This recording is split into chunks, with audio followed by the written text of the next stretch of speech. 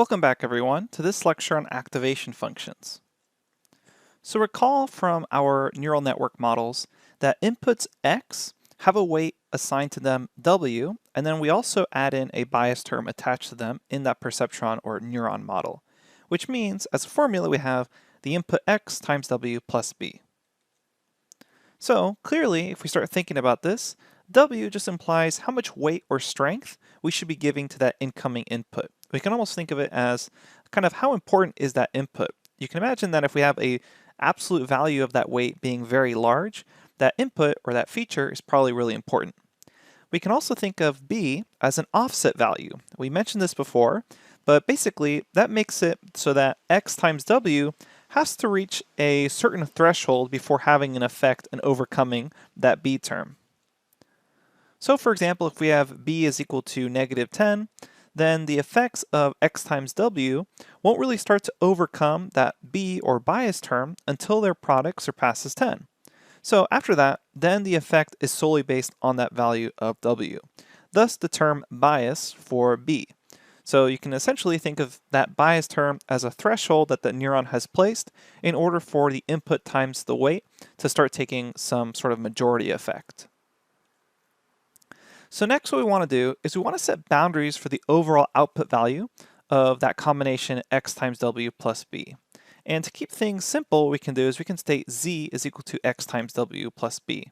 And then we can pass that term z through some sort of activation function to limit its value. Now keep in mind a lot of research has been done into activation functions and their effectiveness. We're going to explore some really common activation functions, and then I'll also show you the Wikipedia page for activation functions, which displays and lists a lot more. So recall the simple neuron or perceptron model has an f of x, so we have those x's times their weights plus the bias of that neuron. So you can imagine if we had a binary classification problem, we would want an output of either 0 or 1. Now as a quick note, as I mentioned, to avoid confusion, I'm going to define the total inputs as this variable z, where z is equal to wx plus b. So in this context of a neural network and passing in the inputs times the weight plus the bias into an activation function, I'm really going to pass in that z term into the activation function. Keep in mind you often see these variables capitalized in the literature, such as function of capital Z or function of capital Z in regards to some capital X, to denote that instead of a single x input, you actually have a tensor input consisting of multiple values, which means z is also a tensor, which means you have a tensor of weights, etc. So don't get confused on the capitalization you may see if you're reading some books. Another thing not to get confused by, often when people are writing out these activation functions, it's just really common practice to write them out in regards to f, since writing a function in regards to x is kind of the default. So you may see some activation functions written out in regards to x, especially on that Wikipedia page, or just in normal literature and books you're reading on deep learning. Don't let that confuse you. We're actually passing in wx plus b in its entirety to the activation functions. Okay, so I just mentioned if we're doing a binary classification problem, it would be really nice that the neuron always spits out either a 0 or 1. So the absolute simplest networks can rely on a basic step function that outputs 0 or 1. So all we do is dependent on the value of z along here, we can see the x-axis. What we're going to do is if its value of z is less than 0, we output 0. If value of z is greater than 0, then we output 1. So regardless of the values, what's nice about this, it's always going to output 0 or 1. So this sort of function is really useful for classification. It will always output either 0 or 1. However, this is a very quote-unquote strong function, since really small changes aren't reflected. You can see here, there's just an immediate cutoff that splits between 0 and 1. If the total output of z happens to be less than 0, we just define that as 0. If the total output of z happens to be greater than 0, then when we pass it through this step function, we kind of top it off at 1. So there's a floor at 0, a ceiling at 1, and the immediate cutoff just depends on what that total value of z ended up being. It would be really nice, however, if instead of using such a dramatic step function, we have a little bit more of a dynamic function, for example, that red line. So lucky for us, and you're probably already familiar with this if you've done any machine learning classes, this is actually the sigmoid function.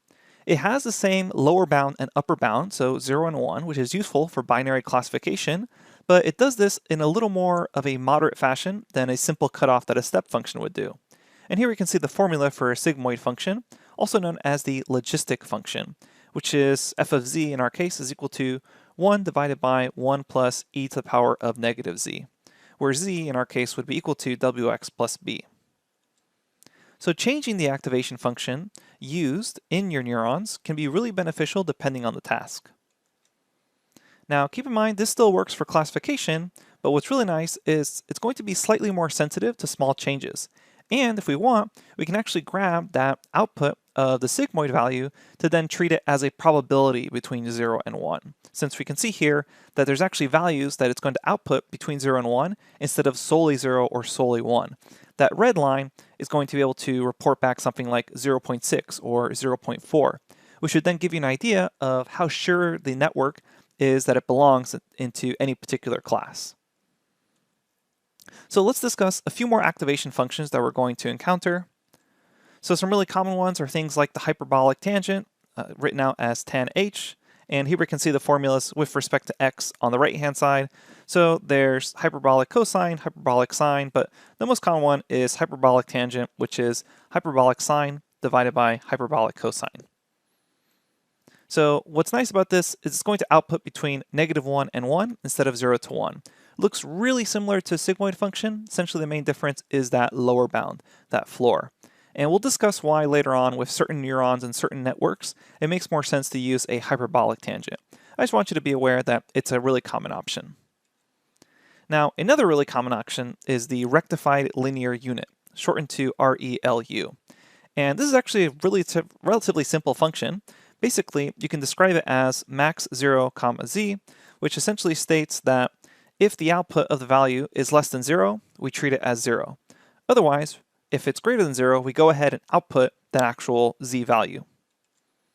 So rectified linear units have actually been found to have very good performance, especially when dealing with the issue of vanishing gradient, which is a term and issue we'll discuss in more detail in a future lecture. Because it's so common to use rectified linear units in literature, we're often, when we're building out our networks, going to default to a rectified linear unit as our activation function due to its overall good performance. Now for a full list of possible activation functions, I highly encourage you to check out the Wikipedia page on activation functions. In fact, let's go ahead and take a quick tour of it now. Alright, here I am on the Wikipedia page for activation functions. And we can see here that it actually shows you the logistic activation function as kind of its main image. But if you begin to scroll down, it talks about functions, talks about biologically inspired neural networks. So here's the image we were showing you earlier. You can keep going down here, some alternative structures if you don't want to use an activation function.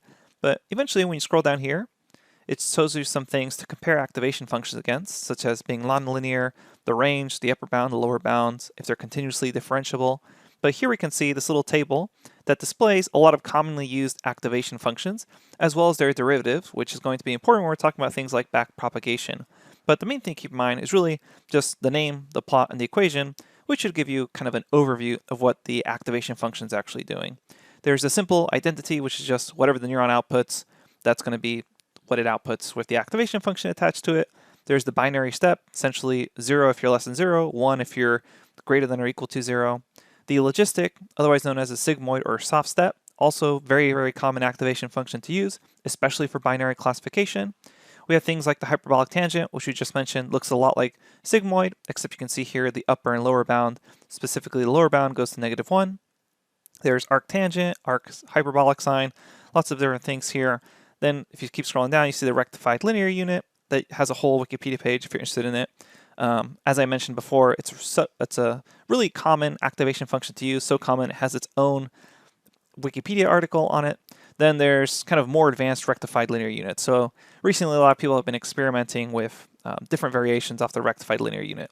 Specifically, a really common one is this leaky rectified linear unit, which instead of kind of flatlining at 0 for values along the x-axis that are less than 0, it kind of leaks a little bit and has this really small gradient. This is actually a little exaggerated here. You can see it's going to be 0.01x for x that is less than 0. So this is known as a leaky rectified linear unit. And there's a bunch of other linear units that you can check out here. So as you can see, we have lots of different options here, but typically what we're going to be doing is we'll be using things like sigmoid function, the softmax function for multi-class classification, which we'll talk about in just a second, and then rectified linear units, because overall they have pretty good performance. So keep that in mind. I encourage you to check out the activation function page here. This article is really interesting. But the other thing I would want you to keep in mind is right now we've only discussed things like binary classification, keeping things between 0 and 1. And then maybe we have some sort of fixed probability there. But there's another set of issues that we have to kind of think about if we're dealing with multi-class classification. So let's go ahead and discuss multi-class classification activation functions and networks in the next lecture. I'll see you there.